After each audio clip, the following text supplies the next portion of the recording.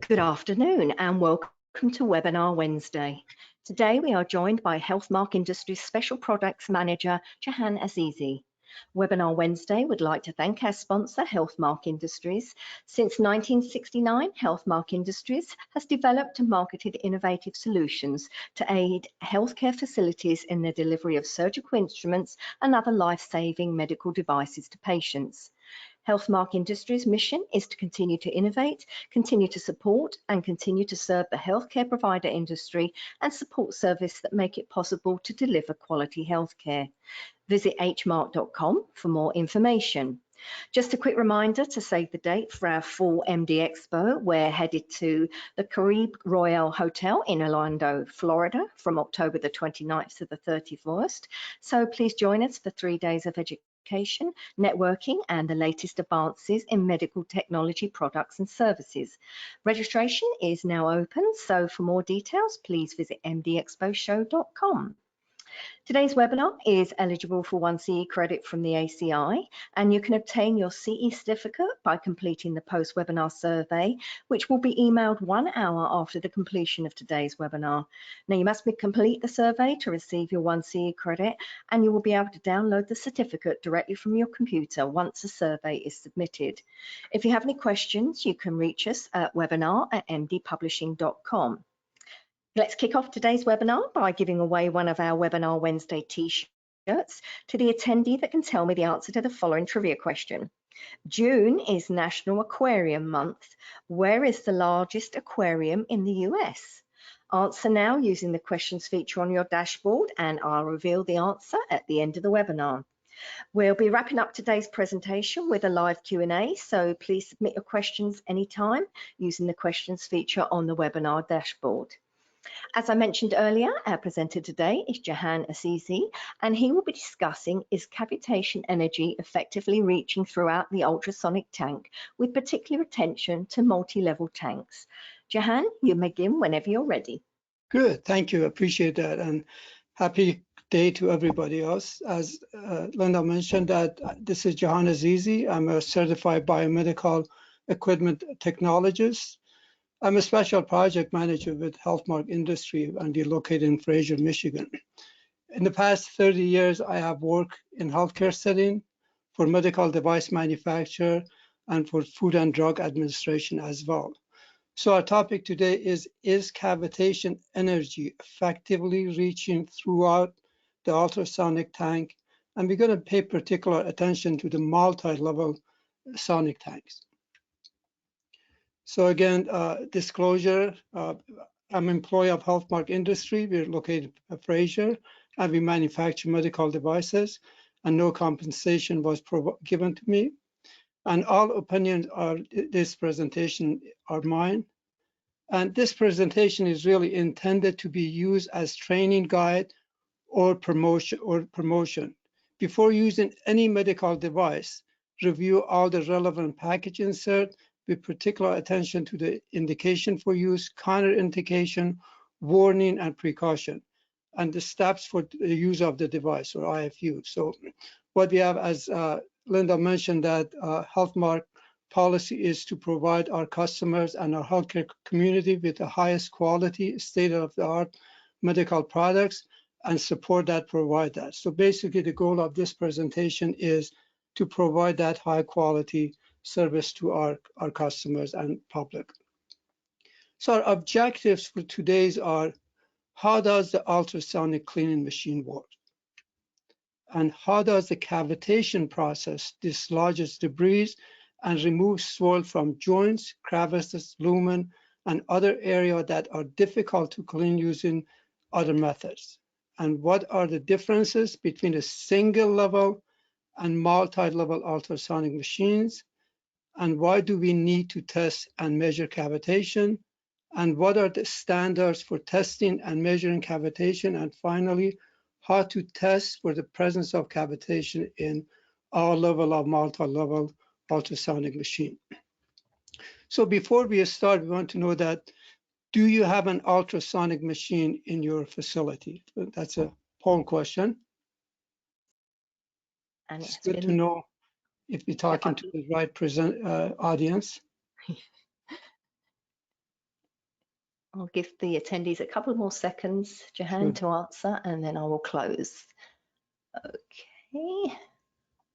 All right, I'm closing it, sharing it. So you have 92% saying yes and 8% saying no. Great, you're in the right presentation or the right class. Let's continue. So how does an ultrasonic machine work? Ultrasonic cleaning works through the high frequency sound wave transmitted through the liquid to scrub clean the surface of immersed parts. The high frequency sound in the case of medical ultrasonic machine is 40 kilohertz, agitates the liquid solution of water or solvent and cause the cavitation of that molecules. A little more detail on that. Actually, I will talk about the IECTS 63001 edition 1 a little more later, but they have a little more broader definition of ultrasonic induced cavitation. So that ultrasonic induced cavitation is used high frequency for immersion cleaning in liquid. There are two general classes of ultrasonically induced cavitation. Transient cavitation is the rapid collapse of the bubbles. Stable cavitation refers to the persistent pulsation of the bubble as a result of simulation by an ultrasonic field. Both the transient cavitation and the stable cavitation may create significant localized streaming effect that contribute to cleaning. On the other, for example, transient cavitation additionally causes a localized shock wave that may contribute to cleaning. In this case of small parts, could damage those parts. Both type of cavitation create an acoustic sound that can be measured with the hydrophones. So here, for example, as you see that you have actually three items in an ultrasonic type. You have the sound waves that, in this case, 40 kilohertz, 40,000 hertz. Then on those bases that you have the stable cavitation, which basically create a large and small cavitation. Then you have the transient cavitation, which is basically implosion. So they start getting large to a point, and then when you have at the lower end of the frequency, they pop. And these are the ones that basically cause pitting, if you want to call it, in some instruments, or remove the debris from the instrument. So ultrasonic machines have been around for a long time, and it comes in many frequencies. They come in, for example, from 25 kilohertz all the way to 5 megahertz. And if you look at that, for example, the lower frequencies, which you're talking about, for example, a medical device ultrasonic machine, on this range of 40 kilohertz, which is cleaning debris or items between 20 and 40 micrometer. And then as we move higher, for example, to whenever we go anything above 500 kilohertz, they call it megasonic critical cleaning, which this is basically 17 to 16 nanometer nodes. But what we'll be concentrated on the 40 kilohertz that is used for ultrasonic machines around the world, and particularly in the US. So what do we mean by high and low frequency? So low frequency ultrasound result in a smaller number of a large cavitation. On the other hand, higher frequency result in the larger number of smaller cavitation. So low frequency, large cavitation, high frequency, larger number of the smaller cavitation. And to create those cavitation, we have two types of transducer. We have piezoelectric transducer, which converts the electrical coming from the generator to basically ultrasonic wave. And these are usually bounded by epoxy to the bottom of the tank. The other type of transducer is megaconstrictive transducer, which basically what they do as an expansion of the magnetic field or coil, create that ultrasonic wave, and it goes, for example, the input of input signal to the output and create a transducer. So once you receive your machine or the manufacturer designed that machine and you try to use it, there are many aspects of that affect the ultrasonic cleaning. For example, the ultrasound itself. the generator power. Do you have one generators? Do you have multi-generators? The gas concentration in the liquid, what kind of chemistry or cleaning material to use, the mechanical agitation of it, the temperature of the water, the process time. Do you use 10 minutes, 15 minutes, or whatever requires that? And the flow rate of the parts, and obviously the part location. You don't want to pile up all the parts that to basically create a void in the ultrasonic machine. So once you have the ultrasonic machine and you have the perfect process going forward, you're able to clean the difficult to clean area, as we talked about nooks and crannies of these instruments. Here's, for example, a good ultrasonic machine that the cavitation causes that.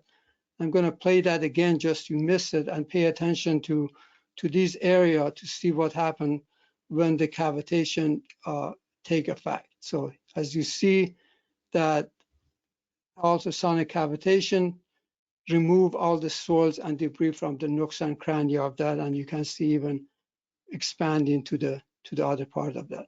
So if you just imagine if you repeat that for 10-15 minutes, you're going to be able to remove all the debris inside that process. There are several standards for cleaning that, for example, HTM 2030 Operation Management Guide for washer disinfectant for processing medical devices. ASTM has several standards for test method for extracting residual from metallic component. And the standard practice was F2847, reporting and assessment of residual single-use implant. And for example, ASTM E2314 is determining effectiveness of process of medical instrument, and standard guide for blood cleaning efficacy and detergent and washer. But when we look at measuring the cavitation inside the ultrasonic tank, there are really not too many standards out there. We had the IEC 60886 of 1987, which called for investigation on test procedure for ultrasonic cleaner that based on IEC, and several methods were tested in this, but really the only one was available or practical at the time was aluminum foil was selected for that standard. Then in 2013, basically this was set for local standard in Germany, that they were looking at actually finding a method to quantify amplitude of 2.25 times the tank frequency, which was usually worth from 40 or 25 kilohertz to 150 kilohertz. Then, as I mentioned, the IEC TS 63001, edition 1 in 2019, is actually talking about the measurement of cavitation noise in ultrasonic bed and ultrasonic reactor. They have an active working group 3, which talk about the high power transducer, and usually the participant in this working groups are mostly medical ultrasonic devices, which is really good to get involved with that and look at what they do and what they need. So we talked about the test foil, aluminum test foil test was one of the one that was in older standard. Basically, the cleaning effectiveness of an ultrasonic cleaning can be monitored with a piece of aluminum foil. The foil must be obviously suspended into the cleaning tank. The unit activates, and after a specific amount of time, say you have 5 or 10 minutes, the foil can be removed, examined, and the presence of significant pitting and uniform area that can actually tell what's going on. So for example, this is a controlled aluminum foil, and this is bit submerged in the tank. You see that the area of the pitting that it is there. So it really is subjective if you want to look at that. For example, in here, do we have a lot of good ultrasonic here, but what happened to this area? And this is probably good for manufacturing and testing, but if you use that on a regular basis, you have to make sure that you remove all those pitted or remove aluminum foil from your tank. So it requires that you need to clean your tank, make sure that there's nothing left. So this standard IEC TS 63001 is really a document that provides techniques to measure and evaluate the degree of cavitation in support of validating the true effect of ultrasonic cleaning tank. So it's really a good place if you want to get this technical document. That would be good to look at that. It's not too many pages, but it gives you some really process that to do that. As I mentioned, this is mostly used by the tank manufacturer, ultrasonic tank manufacturer, but is good to have. In this, basically said that designed a hydrophone, which is a transducer that produces electrical signal in response to the waterborne acoustic signal. So we're talking about those two transducers that generate the ultrasonic machine. This one is actually kind of opposite that. Take those signals and convert them to electrical signal, then you can read them and do some testing on them. So again, on this measurement of cavitation is a technical specification, provide techniques to do that. One is basically measurement of 2.205 frequency of the tank, and this is from 20 kilohertz to 150 kilohertz tanks. And then also the cavitation measurement by extraction of broadband, which is for higher frequency tanks that you can use. So what this basic standard does, it measures the cavitation, but does not really do the secondary effect, which is cleaning result. How does the ultrasonic machine clean that? So that's probably would be a good standard to bring. So we talk about hydrophone, that you can actually measure those cavitation signals inside the tank. There are about 40 commercial probe available in the market, and more than half of them are by the manufacturer of the tanks. And out of these, only 2 of them that follow that standard 63001. A lot of them just measure various items which doesn't really comply with that standard. So what we're looking at that as far as measuring is, we mentioned that you have the generator, in this case 500 watt, you have the electrical power, you have the frequency, you generate your frequencies, and then once you have these cavitation pressure, then the ultrasonic probe or hydrophone can actually pick up those signals and then measure them. And obviously you have the signal, you have the electrical signal, then you can put them in a format to measure various pressures, what you have. Is it, for example, watt per second, density watt per gallon, or relative pressure, which is, you can measure those. So another word that if you look at that, you acquire data with the hydrophones, and then you have voltage versus time, then you have voltage versus frequency, and then you have various pressures. So in this case, for example, we have P of O, which is a direct field acoustic that we're talking about, the ultrasonic. P of S is basically a stable cavitation. You have P of T, transient cavitation, the one that implodes, and then you have the frequency of the tank. So you can actually, the machine or the ultrasonic probe can detect all these and plot them against that. You're looking at that. And another one, for example, measure the voltage versus frequency that you can measure. We at HealthMark, we have this basically dosimeter, which is Soniccheck, which is dosimeter that used for monitoring the ultrasonic energy, which in the presence of cavitation, it would turn the green liquid to yellow. And then you can see the cavitation if you have 100% cavitation. So what we did, we did the testing that even at the lower power generator, so we had a tank at 45 kilohertz, generator power, this was a multi frequency, multi-level that we could adjust the power, that we selected 10 and 50%. We just used tap water in this temperature at 25 degrees C. We dissolved the oxygen to 9.1 milligram per liter, and then positioned the probe about 13 centimeter to the bottom of the tank. And I'm going to repeat this one time. So you see even that lower 10% or 50%, that liquid changes from green to yellow. at the 50% took about 250 seconds. But if you look at that, you continue that, you can see that at about 1400 seconds or so, that at the 10%. It's just trying to show that the cavitation, if it exists in the machine, that eventually would work to change the color.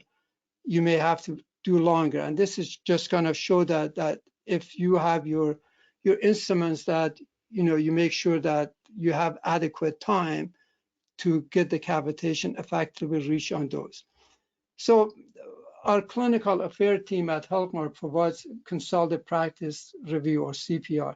This is basically known as informal audit. And sometimes we get calls from our customers that our sonochecks are not turning color. So when we go back and look at that, yes, for example, in this case, we're trying to verify that there is an issue with that. We say that obviously if it's yellow, it's passed the test. If it's green, it didn't pass the test. This was an easy one. When we opened the door and we looked at the actual generator, we found out that only one of them was on, and two of them, for some reason, either during preventive maintenance or repair, that they forgot to turn them on. We didn't know how long they were off for, but you know that if you're just listening to the noise, one generator is going to make enough noise to do that. There's a solution for that, to turn the switches all to on position, and when we retested again, it passed easily.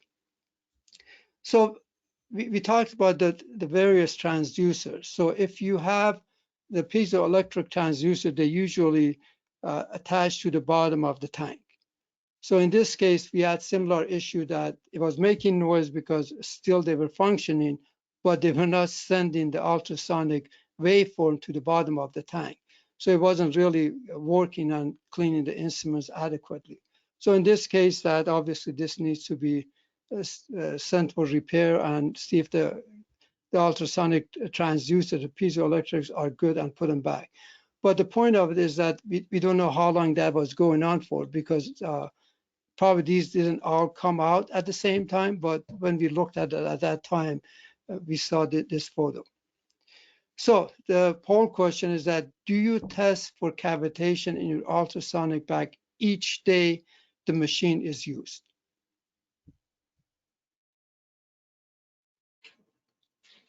So that was the poll question. Do you test for cavitation in your ultrasonic bag each day the machine is used? Okay, Jahan, I'm going to close the poll. Here we go. So you have 71% at yes and 29% at no. Well, so you're required to really do that. That's part of that. So we will talk about that later, that AMIS standard recommends that each day you use your ultrasonic machine, that you must test for cavitation and other tests.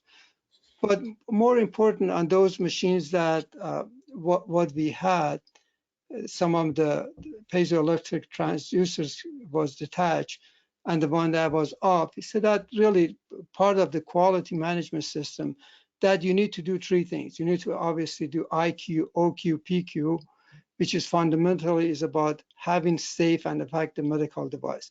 It just, as I'm sure you know what they are, but I'm just going to go over it for if you forgot. But installation qualification, or IQ, is the process of obtaining and documenting evidence that the equipment has been provided and installed in accordance with specification. So when you buy a new machine, you want to verify equipment, and any part of that comes in it against the checklist of specification. Did you get what you paid for, basically? It answer the question, is everything installed correctly? So then the next one is operation qualification. So once you have your machine installed, obviously you need to make sure that it operates accordingly to the specification, which is the process of obtaining and documenting evidence that installed equipment operates within the predetermined limits when used in accordance with, obviously, the operational procedure. And usually this is asked the question, is everything operating correctly? And what are the operation limit of the device? And finally, the performance qualification, or PQ, is a process of obtaining and document evidence that the equipment as was installed and operated in accordance with the operational procedure consistently performed on every date according to AMI that is used based on what the product specification indicates.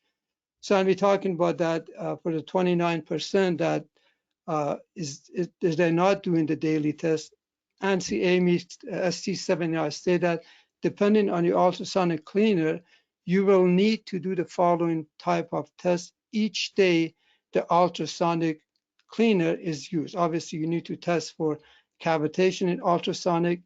You need to test for soil removal, external if you don't have a lumen, and also you need to test the soil remover for the internal lumen if you have the lumen item in that. So in this presentation, we're just going to talk about testing for cavitation, and obviously you just need to know that you need to do the additional 2 tests every day that your machine is being used. Another poll question that we have, does the in-house biometer HDM maintain your ultrasonic machine? So that was poll question. Does the in-house biometer HDM maintain your ultrasonic machines? Or do you have the manufacturer, OEM, or contract come in and do it? Okay, Jahan, I'm closing the poll, and you have got 46% at yes and 54% at no. Okay, so that's interesting because obviously ultrasonic machine is a medical device, is a class 1 medical device, and they need to be a part of the inventory. So you need to add that environment of care, say that the hospital manages medical equipment risk before initial use of medical equipment on the medical device management inventory. The hospital perform safety, operational, and functional checks. So each time you bring one of those in, and then based on what you have, the hospital inspect, test, and maintain all high-risk equipment. So obviously, I don't know if they include this as a high risk, but after this presentation, you're going to look at that. Maybe you need to include those as part of the preventive maintenance. But again, environment of care said that the hospital inspect, test, and maintains non-high-risk equipment, identifying medical equipment inventory. These activities are documented. So basically, if your in-house biomed, obviously they do that. If you have a medical other activity going on, third party or OEM, you need to at least make sure that you have the documentation for making sure that obviously it's an inventory and being maintained. So obviously now we look at the operation of the device. So once you have, you put it in use and you try to use it. Most sonication obviously is part of the cleaning process. For example, on this one, the synthesis, if you go on their website, you said that pre-cleaning method for implant, instrument, and cases, that obviously you need to do manual cleaning. In this case, rinse the soil, manually clean device with enzymatic cleaners, and rinse. And then in this case, for example, step 4 is said that for 15 minutes, clean device ultrasonically at 40 degrees C, prepare newly made detergent solution, use an enzymatic cleaner for detergent. So if you follow the manufacturer's IFUs for cleaning, in this case, for example, 15 minutes of ultrasonic cleaning is required to clean those instruments. So we have, as I mentioned, that many types of ultrasonic machines from size, shape, and energy and power that they have. These are some example of the single level ultrasonic machines. And this is another example. For example, when you loading it, everything is going to be at one level. This is a larger tank. You can fill it up. So when we test these, and obviously we mentioned the shadowing and different part of the cavitation energy. So in this case, for example, we have some sonic check while it's operating on top of the instrument. Some we have at the bottom. Some we put even on the side that to see the effectiveness of cleaning if they're not interacting with other instruments. But and we measure that since the transducer are near the device at the bottom, so energy was effectively distributed across all the instruments. So now we move in that if you have, this is important that the rest of the presentation is for you that you have multi-level. And as I mentioned in the beginning, that since you have to process a lot of instruments, the manufacturer of the ultrasonic machine said that you need a multi-level because you have to process more. So this question is that, is your ultrasonic machine multi-level? Okay, Jahan, I'm going to close the poll. And you have got yes at 41% and no at 59%.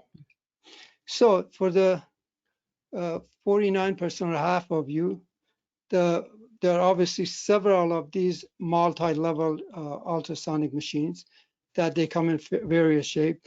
But the signature of it, obviously, most of them had 2 or 3 levels that you have, and they come in all kind of beautiful lights and everything else. But once we do, when we go inside them to see what happens. So this is one of the machines that we actually been called on to see. Sometimes they feel that some of the upper level, top level in particular, and sometimes mid-level, are not effectively cleaning, or they're not, in some cases, when they do the testing, they're not passing the sauna check that we have. So we go and try to find out what's going on. So this is what it is, and based on the manufacturer, we have a 3-level ultrasonic machine. In the IFU or the user manual, they say that this is a bottom level, mid-level, and top level. So what we did in this study, we tried to see that use a hydrophone to actually measure the ultrasonic machine in that. So we use a Onda model MCT 1200 measure that measured the acoustic cavitation. We were talking about the 3-level of the energy that inside the machine, and we record the value. Basically, you place it in, you push the tab, and then takes 5 measurements and gives you the average of those 5 measurements. We selected this in particular, one obviously IEC 63001, and the other one that the shaft diameter is really small. So this is really helpful because now I can go into obviously service mode and leave the top open while the machine is running. Then I can push this shaft inside the instruments and inside the area that actually go all the way to the bottom of the tank and then come to the top of the tank. That way I can measure at the level that I places my sauna check. So, and what we did, we obviously used a Steras polyester detergent, and on that one, if you look at that, it said that minimum use 0.125 ounce per gallon and maximum use 0.5 ounce per gallon. And then what we use, since we were using various instruments, we used a hospital selection cycle. That was the option, which is obviously includes the water filling, adding detergent, ultrasonic irrigation, draining, rinse, clean, and back to ready. So these are the steps that the hospital selection going through that. And obviously, the cycle is 8 to 13 minutes. We use the high 8 minute. And as we do in testing, it was a difference between if you use how much detergent you use. If you use 0.5, which I'm going to show you the slides that coming forward, would have a different result if you use minimum or if you don't use any detergent at all. So we tested with various levels, but this test we were trying to go with what the hospitals were using, which is the maximum of 0.5 ounce per gallon. So in this study, what I did is that we set up first the 3-level, no instruments in them. Then we start filling up from the bottom level and moving up. So the first test was 25-pound instruments at the bottom level, mid and top level empty. Then the third test was 25-pound in bottom and mid level, no instrument at top level. And the fourth test was that 25-pound instruments in all 3 levels. So this is the test 1, which we had all 3 levels with no instruments in it. And we place the sonic checks in the various level. And as I mentioned, this indication is going to be in all of the slides, that the sonic check, if it was new, not used, or negative, is green. And if it's positive result, that means in the presence of sonication, it was yellow. So as you see here, most of them yellow. And then on this one, you see the actual measurement with the hydrophone, that you see they are pretty much in 100. Even this one, it was trying to turn yellow, but it was in between, versus this one was green. So then I go to the middle level with no instrument in all three, that you see still again that most of them are yellow except one here. And the top level, here you have really only 2 yellows. The rest of them are green. Some of them are darker green. That means they didn't receive as much. Some of them are a little lighter green that are here. So that's with no instruments. Then I'm trying to simulate real life issue at the hospital. So again, this is the top is open. Obviously, these are all clean instrument. Obviously, you have aerosolization. So what it is. So here's the bottom level instrument, and this the top 2 level none. So you see that most of them are yellow, but we have some green one, and here's the numbers related to them. So no instrument on the middle level. There's some green. Okay, I'm looking for 100% pass or not. So if there are a lot of yellow, green is really one of those things didn't receive enough sonication. The top level of only having instrument on the bottom, you see there are only one really that are yellow. The rest of them are green. Again, some of them are receive some energy, but some did not receive energy. So now let's fill up a little more. This is the bottom again. So I put instrument on the bottom and instrument on the middle, nothing on top. Again, these are closer obviously to the bottom. And in this particular machine, the transducers are on the bottom of the tank. Okay, so one green, the rest of them are yellow. You see that the numbers are there, and then you see they're starting turning yellow. Again, green is negative and yellow is positive. Here on the middle level, you see that there are more green. Okay, so we have only 3 out of 10 yellow, and the rest of them are green. So now, and this is the top one, there's nothing, no instrument in it, but obviously did not receive adequate sonication on the top level. So only 2 out of 10 are yellow. And you see that the energy that the hydrophone picked up are less. You know, at the beginning we're in about 100, but looks like the instruments are blocking the sonication to come up. So this is the final one, which is instrument in all 3 levels. Again, the bottom one closer to the tank, still you have pretty good, actually this one is pretty good energy on all of them. Even this one had higher energy, but these two, for some reason, they did not turn green and was a little lower. Now, as we move up, here you have, out of these, we only have 2 that turn yellow, and the rest of them, these are good energy. The rest of them, you have a little less energy picked up by the hydrophone. And the top level is really bad. So in this case, they all are green. Again, green is negative, and the numbers are really low. This one didn't get much energy.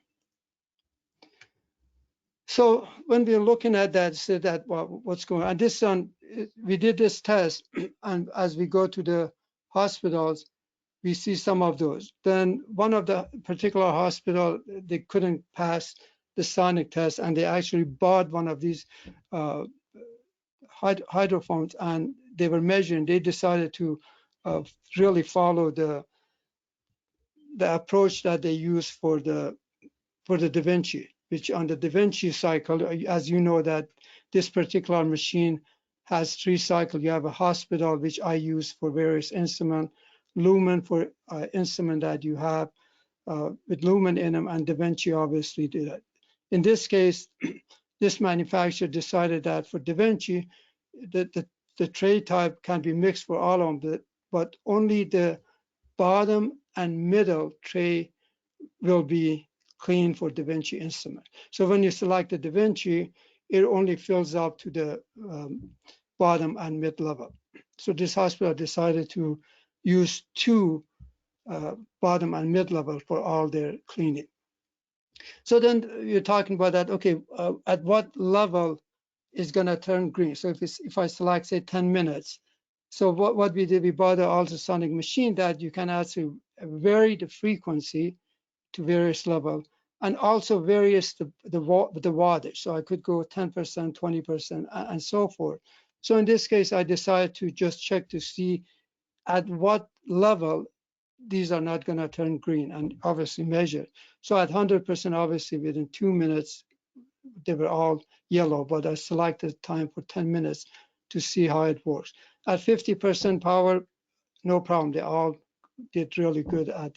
But as I reduce it to 25% and 10%, then you see that now they're more green.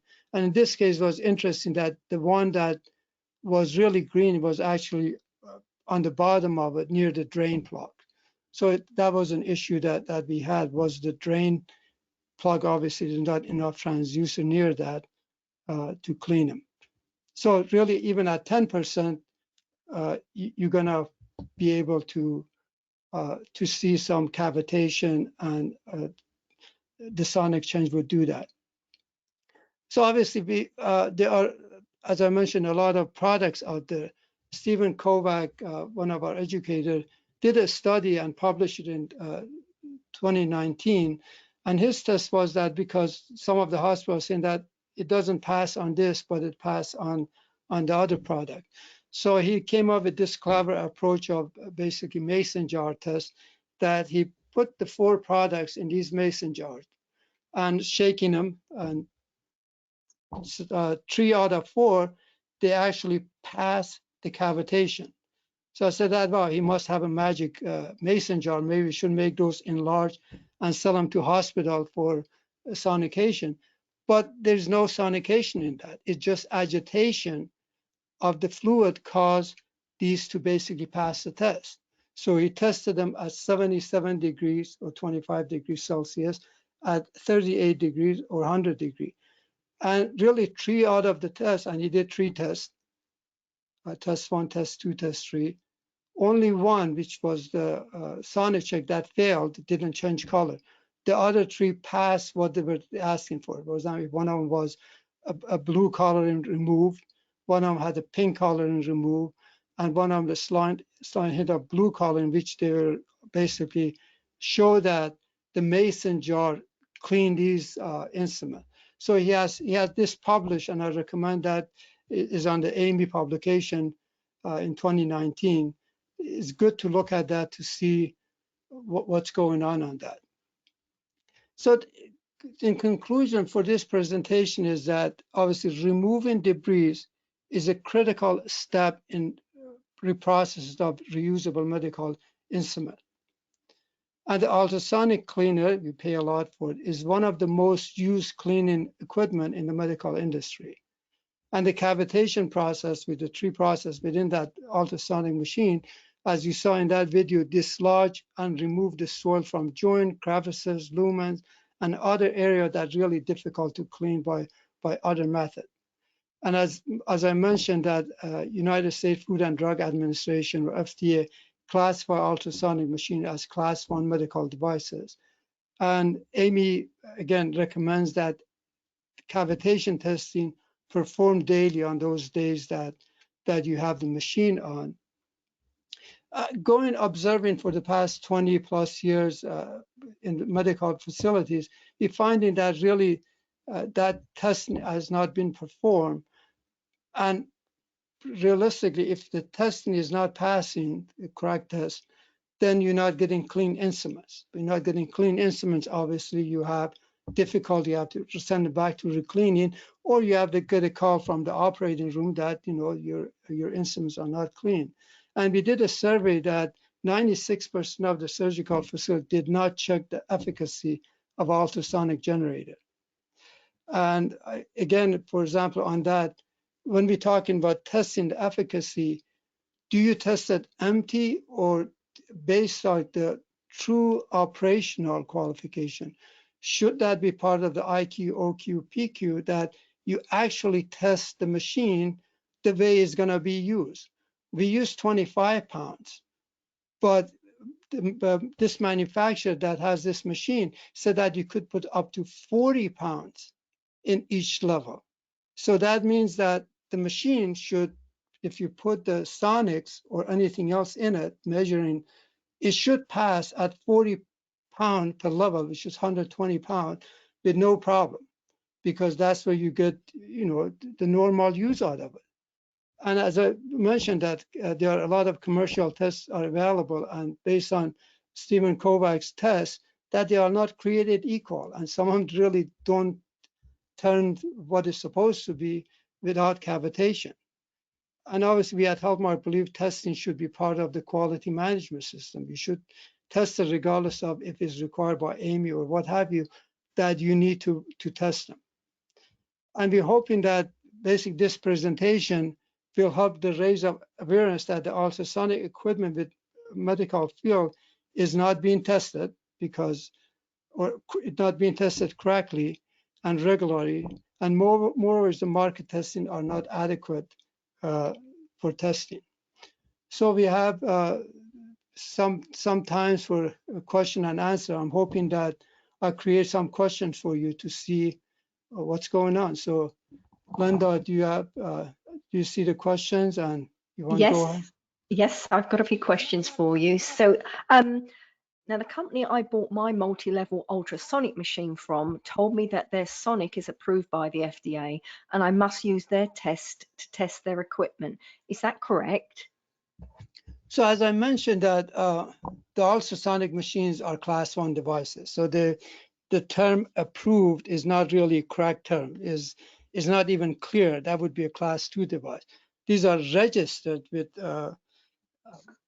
FDA. That means they didn't have really provide any testing to FDA. But as far as the testing, I don't know what testing they have done. What I would ask that did they, during their validation, did they do any hydroform testing? Did they do any aluminum foil testing? And maybe you should get some of those. But if they're not passing some of the testing more relevant, then obviously that is not correct. But you don't have to use theirs because that's not correct. So they didn't submit anything to FDA with their testing. Actually, if they submitted anything, if there's any numbers or value on it, that would be good to get that from that manufacturer. So yeah, it's not correct. They don't, you can use any test you wanted.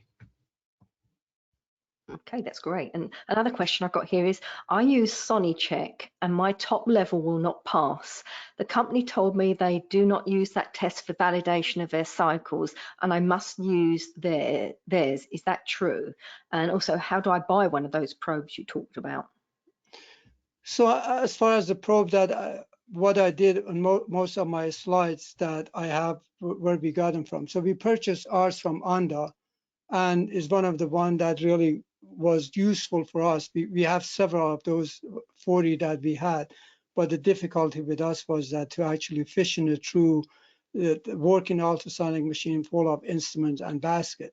So that's really as far as the hydroform that you can purchase. But as far as not passing the test, so you saw that from my presentation that as I blocked the ultrasonic machines from the bottom, you saw that at the top level, which even when I only had one of them full, we were not getting enough energy, either measurement or with the sonic check, to turn them green. So if they believe that the test is correct, then I would recommend that they bring one of those hydroform and do a testing, or moreover that, as I said, we have the CPR, the HealthMark group can come in and educator to look at that to see what is really wrong with the machine. Because at the end of the day, you want to have an ultrasonic machine that clean, remove the debris from instrument. So it's not a matter of that, you know, if the test passes, on a Stephen Kovac test, he put them in a mason jar that as you shaking them, agitation would pass their test. So I don't agree with that approach that if you know, they validate. Again, they did not validate for FDA, maybe they validated internally. Again, it would be good to use what else did they validate it with, because you have to have measurement, you have to have aluminum foil, the pitting. Those are some of the tests that you can perform those aluminum tests in your facility. And if you see last pitting on the top of it, then obviously the energy is not moving high.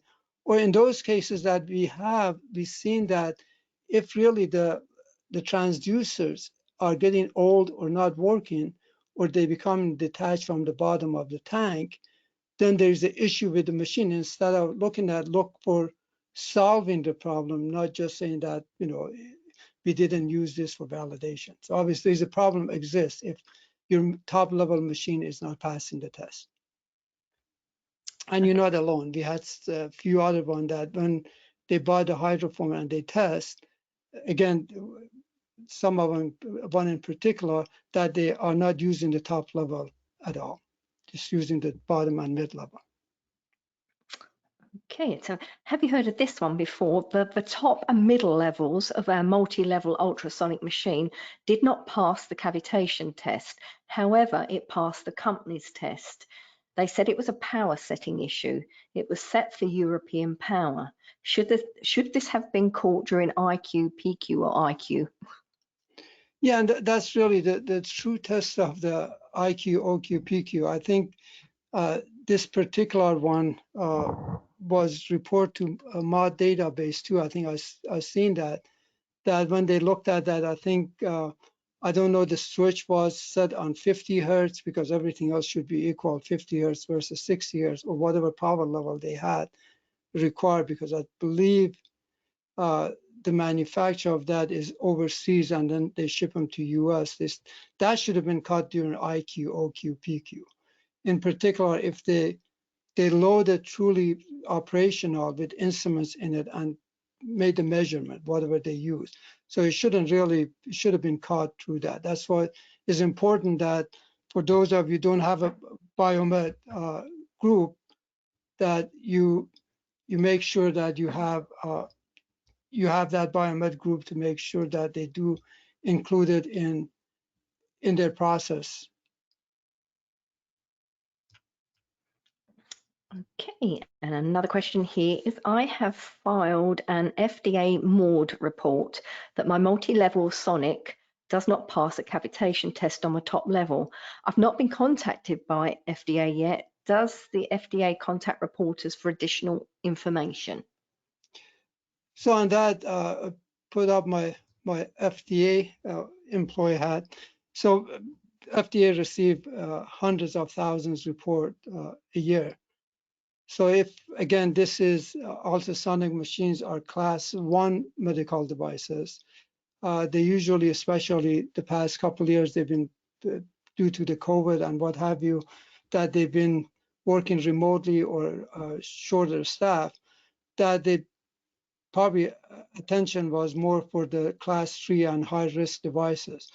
So, and then overall with the reports, FDA, at least when I was there as an analyst with FDA, post-market analyst, we look at that severity, if it's patient death, injury, or so forth, or the volume. Say that we receive a lot of issue, as you've seen, for example, with endoscope, ERCPs, that they were receiving thousands and thousands of reports.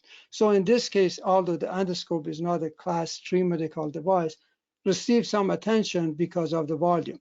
So I don't know how many other similar reports are at FDA. That's usually FDA follows on that. But the important part is that as FDA receives the report, they usually forward it to the manufacturer. So that's part of that mod database. So at least the manufacturer's responsibility is to make sure to contact the user to resolve the issue. At the end of the day, FDA would push that to the manufacturers. And unfortunately, sometimes if you have older devices, buyers beware. So you have to battle that with the medical device manufacturer. Okay, Hopefully another question here is. that was a tough question. So we like to pose tough questions for you. Another question here is, are there any other tests that respond to cavitation and other factors of cleaning, for example, cycle time, temperature, overall enzyme activity? So as I mentioned on that, so we did that testing with full enzymatic, lower enzymatic, minimum enzymatic, and no enzymatic at all. So in one of the slides that I had, it shows that you really need all those activity, the temperature, degassing, and instrument placing to do the effective cavitation. So as I said, even prior to this hydrophones and sonic check, the aluminum foil was kind of the standard that everybody used for that, which you have to suspend it all over the tank to get the effective cavitation, and you don't have any dead spot, because if you have a transducer is not working effectively, or one of them is dislodged, disconnected, or the wires became loose. So you want to make sure that you get cavitation throughout the tank. On one of my testing, one particular machine had 48 ultrasonic transducer on the bottom. So I tested on every single one of them with the hydrophone and with the sonic check. So really, if you want do a comparison side by side, it's always good to look at the one that I'm familiar with, sonic check, that when I do a side by side with hydrophone, I get positive results. But again, there are some out there that may not effectively detect sonication and change color or give you information. So if you want quantity, get the hydrophones, which I think that good tool, especially for biomed, HTM. If you want daily check, which you don't have to leave the top open and so forth, then obviously I don't want to be biased, but sonic check, I think one of the most effective one. Okay, we've got time for one more question, and it is, can you just provide the reference again for Stephen Kovac's article? Sure, I will send that to you, Linda, if you want forward it. But it was let me bring it back. It is ensuring cavitation. I think if you type that in Google, it should come up. Ensure cavitation in medical device ultrasonic cleaner. That was in Amy's 2019 edition. Perfect. Thank you, Jahan. We have got other questions, but unfortunately we haven't got time to ask them, so I will be sending them to Jahan so he can get in contact with you with the answers. So thank you, Jahan, for your time today and for a great and informative presentation as usual. I'd like to encourage everyone to visit today's sponsor to learn more about the products they provide to our industry. So please visit hmark.com. As promised, the answer to today's trivia question is Atlanta, here in Georgia. So congratulations to our winner, Robert Palladino. Just a quick reminder, you can obtain your CE certificate by completing the post-webinar survey, which will be emailed 1 hour after the completion of today's webinar. You must complete the survey to receive your 1 CE credit from the ACI, and you'll be able to download the certificate directly from your computer once the survey is submitted.